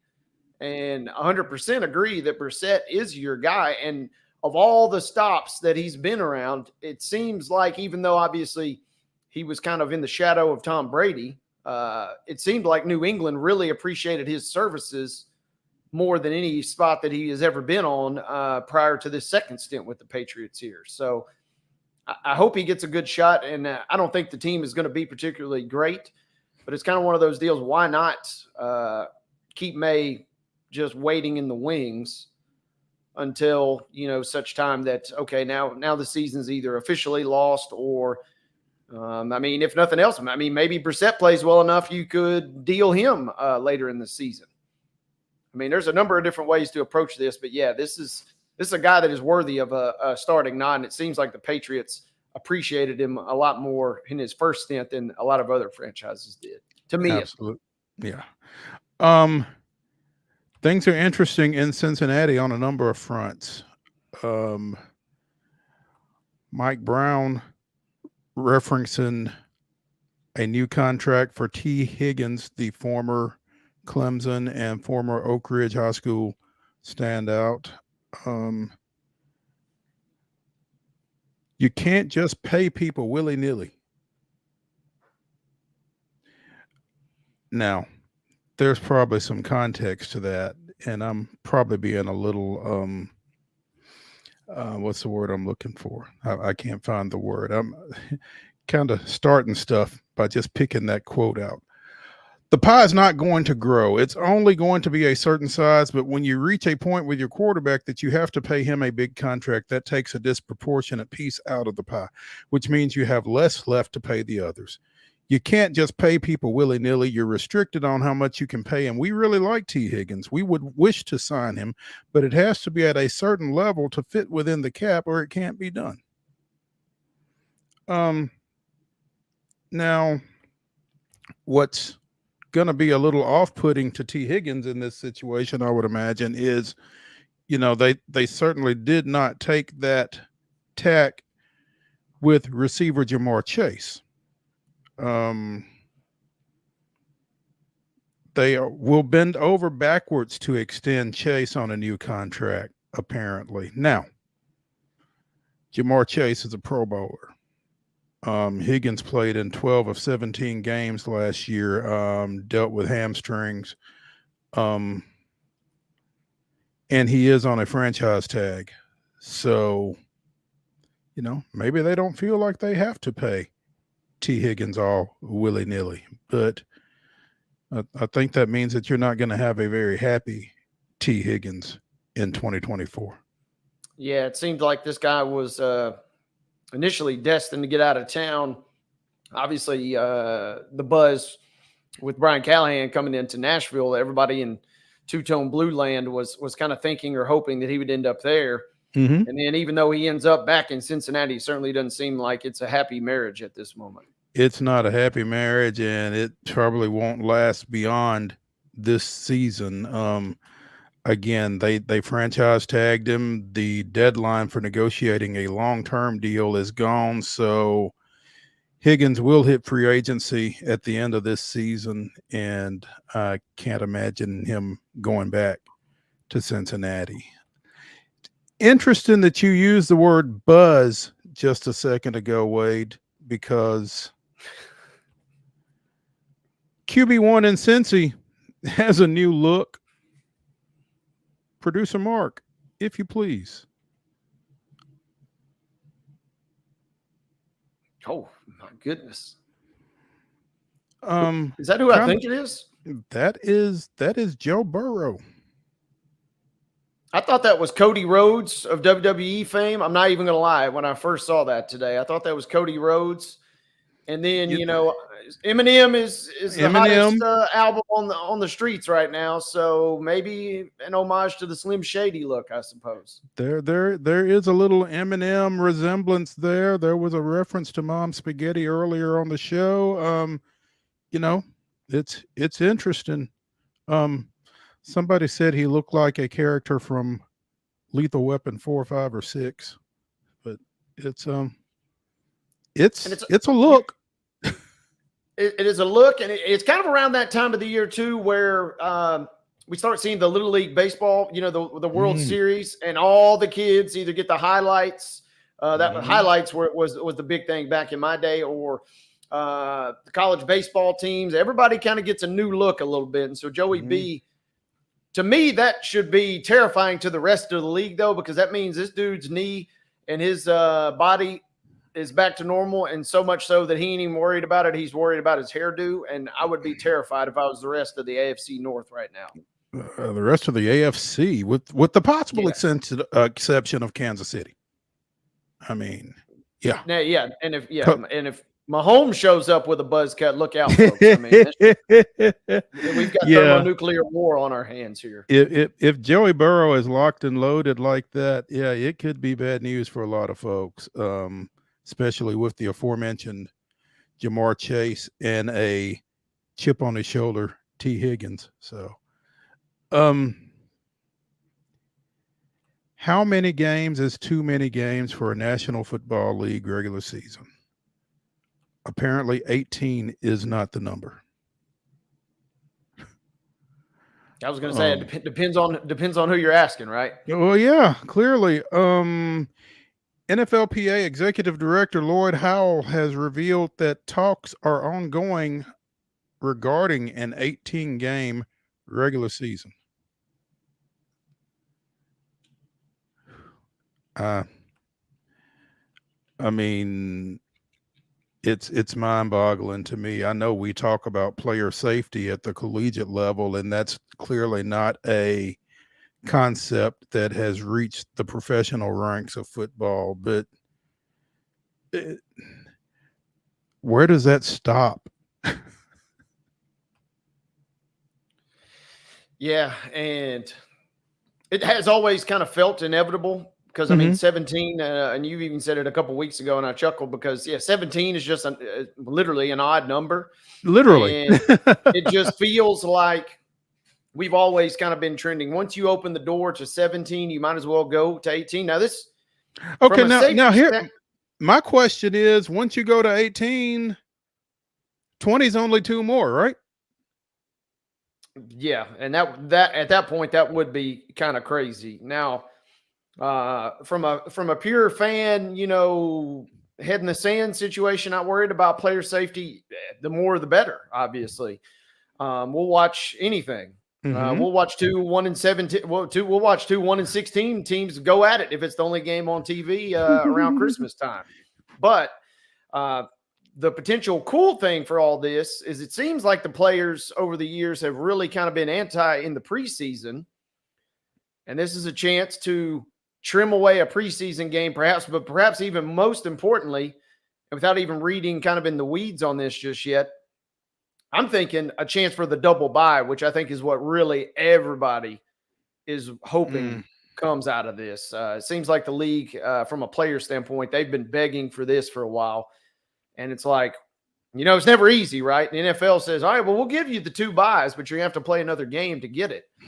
And I still think that double bye would be, especially with the Thursday night tie-ins now, or even Tuesday or Wednesday, depending on how the calendar falls, as we've seen with the holiday games lately. I'm okay with 18, even from a player safety standpoint, if we either lose one of the preseason games or get a bye week or potentially even both. I'd be okay with that. Yeah. I would think, like you said, I think you'd almost have to. Yeah. And then the question becomes, is the second bye worth the 18th game? I think so. But and then obviously, if you're the NFL execs, you can't have enough games. I mean, you'd play 30 if you could. Yeah. And like you said, if some is good, more is better. But yeah, I remember 14. And 16 was really out of the box at that point.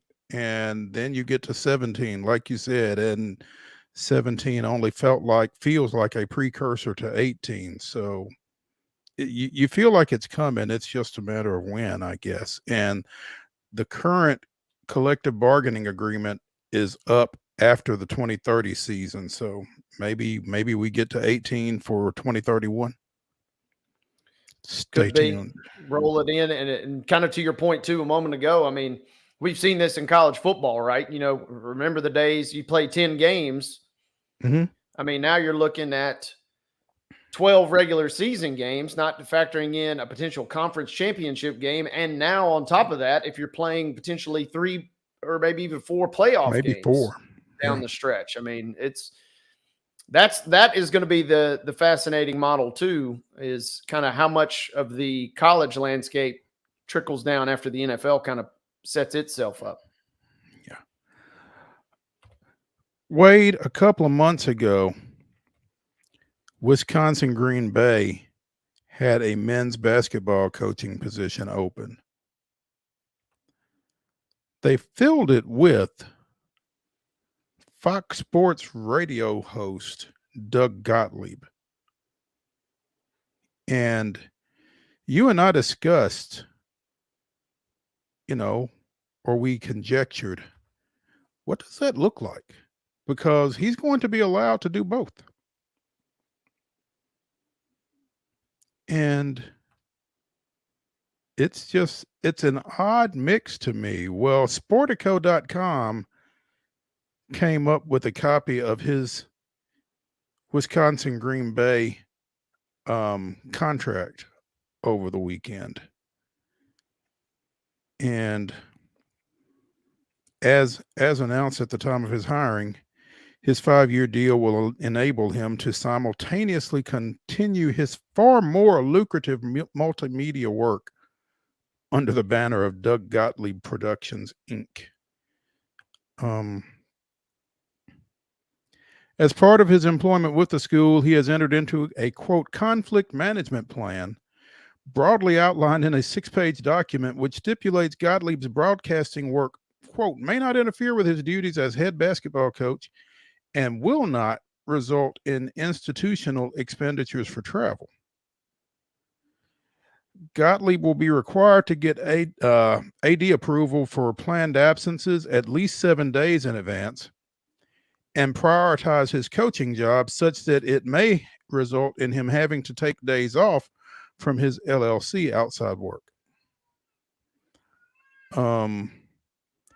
The AD will review the plan on an annual basis, and Gottlieb's assistant coaches and players will be notified to contact the AD if they perceive any additional conflict or are unable to obtain reasonable contact with the coach. Doug Gottlieb has never coached at the collegiate level. What makes him worth all this trouble? at the time of the hire, we kind of were really scratching our heads, and I'm kind of still scratching my heads, plural even, because I feel like I've sprouted a couple new ones just kind of trying to wrap my brain around this. Other than buzz, but how much buzz do you really need? And we talked about their AD is a guy named Josh Moon. He hired Sundance Wicks, which was, he's a crazy kind of off the wall character, but he doesn't have a multimedia empire, kind of like Doug Gottlieb does. And so it's almost like Josh Moon got a taste of that and was like, he just wants to mainline the craziness, it seems like. He likes characters, apparently. It seems that way. It's just, I just don't, I don't know. I don't know if the bang is worth the buck on this one. I just don't know that Fox Sports host Doug Gottlieb is going to make that much of a difference when he goes in a living room recruiting a kid for Wisconsin Green Bay. Yeah, and I don't know if it's worth the squeeze. Yeah, that's it. I don't know if the juice is worth the squeeze on this one.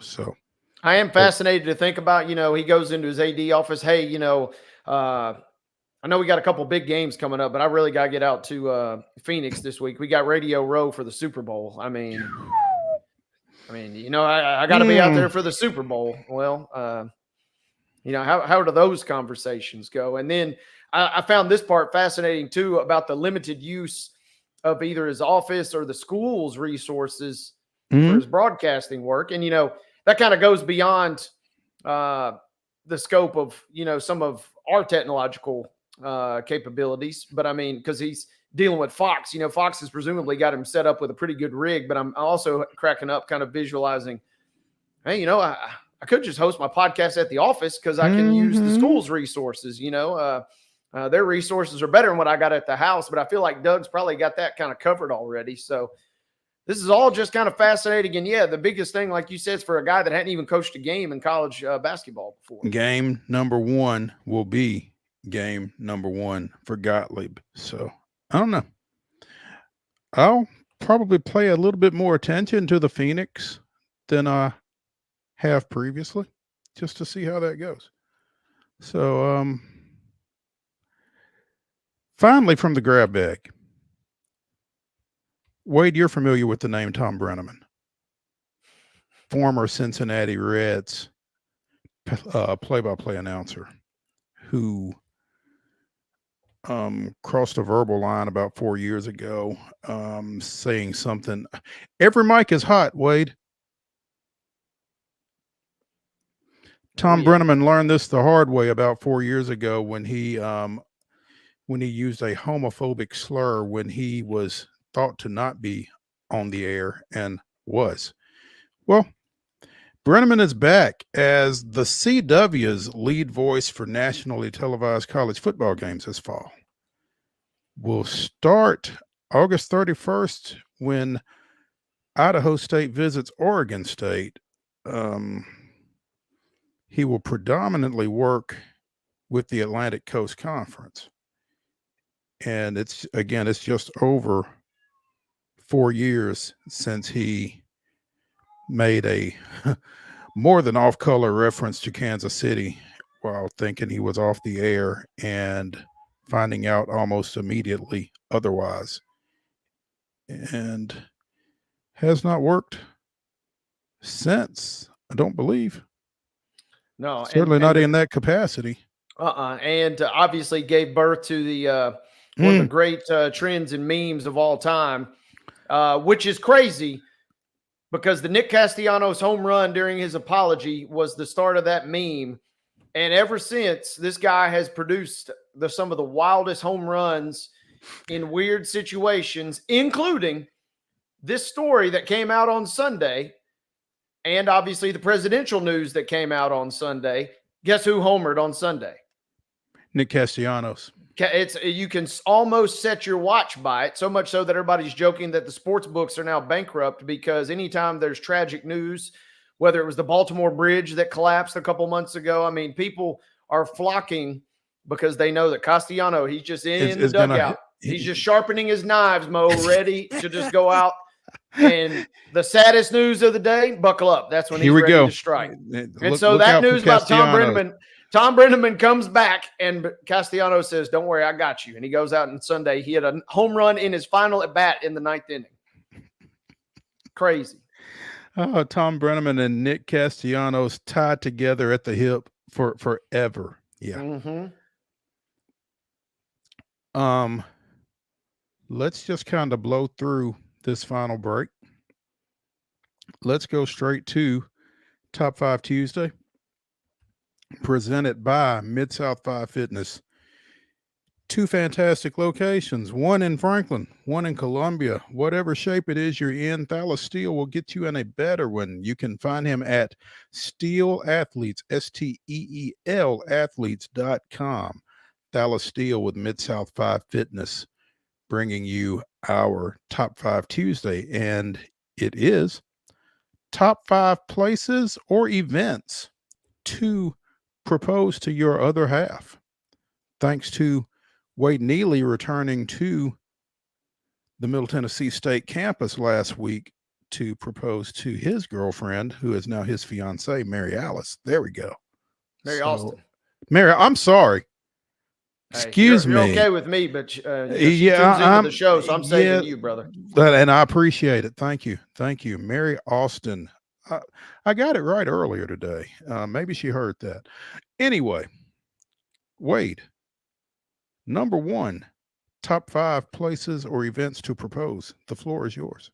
Number 1, without question, has got to be none other than the famous, iconic campus of Middle Tennessee State University. I mean, if you meet your college sweetheart, you got to go back and propose there. You could broaden this and just say any college campus where you met your loved one or significant other, but you got to go back to the college campus. So I'm learning a few tricks of the trade along the way, and I that had to be the number 1 right there. Clearly. Nice. Maybe a little bit more generic, but the first place you met would be a good solid call, I guess. I assume that is where you all met. I don't so I should probably not use that because that would kind of be No. Well, that could be that goes beyond, right? I mean, you could meet at Kroger. Yeah, I mean, the classic meet in the grocery aisle, the famous love scenario back in the day. All right, we will go with where we first met. You're number 2. Number 2. This is a bit of a pander pick, but I mean, I know the Olympics are coming up, but I mean, the Eiffel Tower has got to be at the top of the list. And we just went to Paris. Now, granted, it was Paris in West Tennessee. It didn't quite capture and tug at the heartstrings during that trip. So I'm going to have to go for the real deal, the real Eiffel Tower in Paris, France. Well, I'm glad you clarified, because I was certainly going to ask you whether you meant the Eiffel Tower in Paris, France, or the Eiffel Tower in Paris, Tennessee. And I wish I had a picture of Jody at the Eiffel Tower in Paris, Tennessee that Mark could throw up. But I do we took some pics, but it just didn't feel quite right. I mean, there were kids, on their skateboards and stuff, right off beside us. I didn't feel like that was the right place just then. What were you doing? But I guarantee you there have been many proposals at that one in Paris, I bet. I have no doubt. What were you doing in Paris, Tennessee? Were you eating catfish? We did eat catfish. That was back when Sub-State was going on for basketball. And so we took a trip over to Paris Landing and then drove down to Huntington that night. Gotcha. Okay. All right. My number 2, staying with firsts, would be wherever you went for your first date.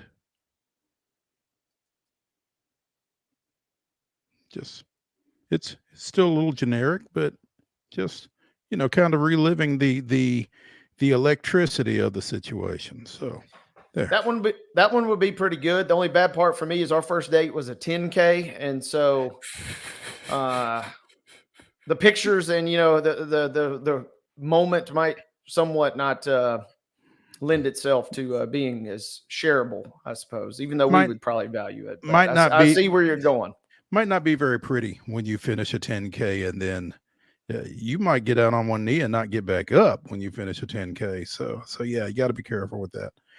Number 3, Wade.